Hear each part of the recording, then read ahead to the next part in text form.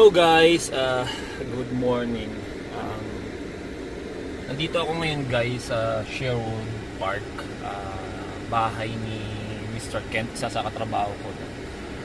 Hindi kasi ako busy doon sa shop, hindi kami busy. So nakiusap siya na kung pwede i-cut ko yung grass nila guys. So yun nga, babayaran niya ako ng $40 guys, para pumayag na ako kasi saglit lang naman to eh. So ito guys yung ito yung isa sa pwede mong pagkakakitaan, no. Kumaga isa sa magiging possible na pwede mong i-extra job. So bayad nila sa akin sa sa shop is $17 per hour. So dito bibigyan niya ako ng $40. Siguro kaya ko ng 2 oras to, no. Papakita ko sa inyo guys. So ayan pala guys yung mga dala ko. Ayan yung pamputol ko. Yung tawag doon with tawag doon basta pamputol. Sa mga gilid-gilid kasi hindi na maabot nito eh, no. So may gas akong dala. So ito guys, ito daw yung lot. Ayan. So ito yung bahay ni Mr. Kent. Ayan. So ito ang puputulin ko. Tsaka sa likod daw. So saglit lang to guys.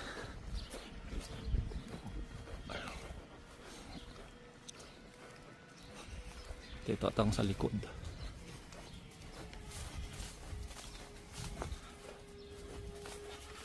So ayan lang.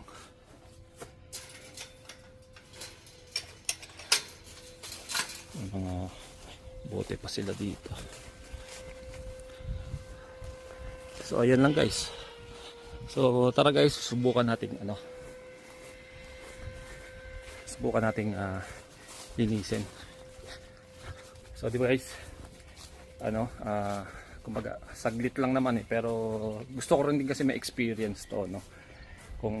Kasi first time kong gagawin to eh, kasi pwede mo talagang gawing gawing hanap buhay, no. So pag summer lang, kaso problema ang init guys. So doon ako lugi.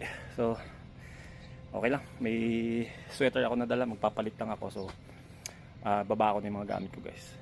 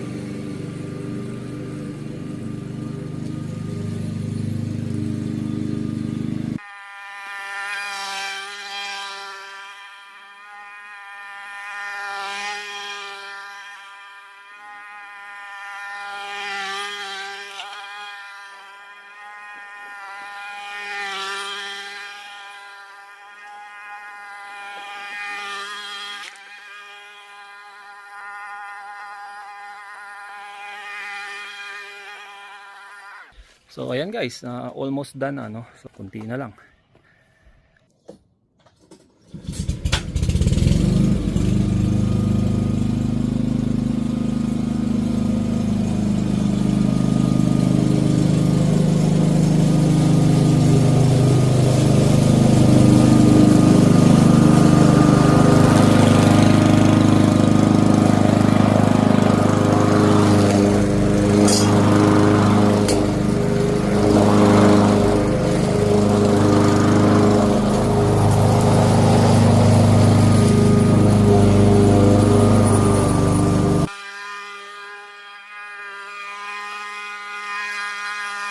Grabe din pawis ko guys. So ayun guys, tapos ko na siya. Tapos ko na yung harap. Yan. Pati yung doon. So pag nag-cut ng grass guys, hindi siya perfect kasi hindi abot to eh. Yan, so kailangan natin putulin yan. Kaya may dala tayong ganito.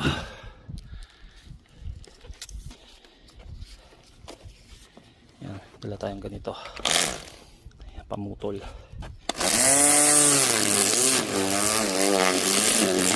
Yan, kasi hindi maabot yan guys yung mga gilid eh.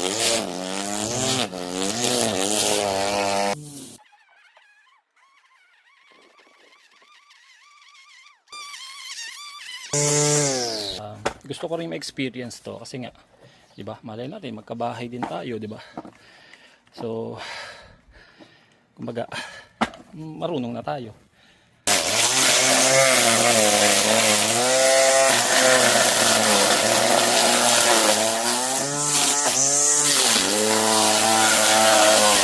Dito na tayo sa likod. Ayan. Start natin to.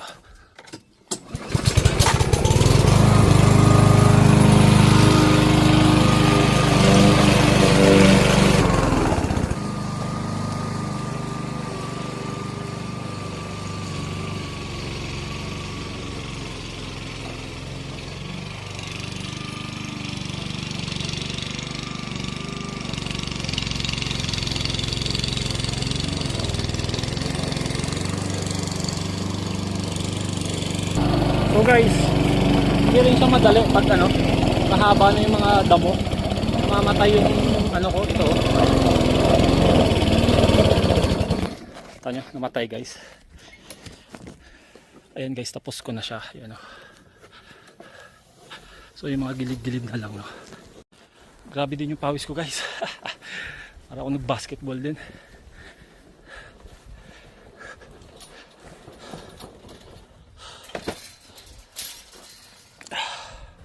Tamad kasi yung mga puti guys eh. Kaya mas gusto nila magbayad na lang. Sa atin, gusto ko ma-experience din to. Kasi, di ba? Pag nagkabahay tayo, di ba? Marunong na tayo. So, tapusin na natin guys. Dapat matapos ko to ng 2 hours eh. Para kumaga 20 per hour tayo. Oras na ba? Kaso magwa 1 na pala. So anong oras na rin kasi ako nag-start eh. So tara guys, tapusin natin para makabalik na tayo sa lot. Tapos tawag dito, kapag na tayo makaligo, uwi ako, maliligo ako. So tapusin na natin.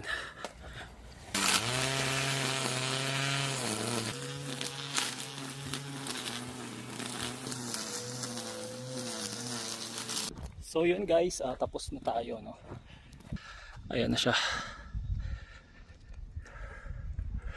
Tapos kinat ko rin dito, hindi ko na na-videoan kasi para mabilis matapos.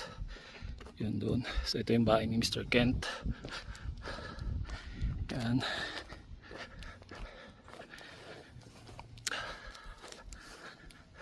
Alam niyo naman guys, mga puti.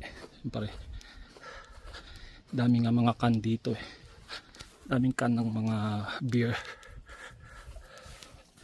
So ayan yung nakat ko.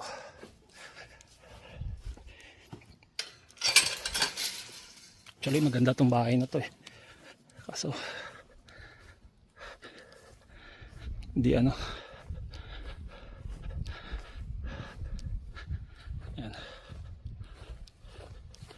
May balcony, tawag doon. May balcony ba? Hindi. Tawag dyan. Deck. So ganda sana. So ayan guys. Ayan yung pwede nating isang cash job $40, putulin mo lang ganyan. Gamit naman nila, hindi mo naman gamit, hindi mo naman gas kasi yung pamputol ng damo gamitan ng gas yun eh. So pwede na, pero hindi rin pala madali pag mahahaba na yung mga damo kasi natitigil yung yung pamputol. So paano guys, sana nakakuha kayo ng idea or na-inspire kayo pumunta dito sa Canada So kita nyo naman, kahit ganyan $40 lang, eh, pinatos ko na. Sayang din, $40 magkano rin yun sa Pilipinas, no? Tsaka tamo, tahimik naman. Walang ibang tao, no? So yun ang maganda. Tsaka itong Sherwood guys, isa sa pinaka magandang lugar dito sa Edmonton. Actually nakahiwalay nito sa Edmonton eh. So ayun. So thank you sa panonood guys. See you sa next vlog ko. Bye bye. Peace.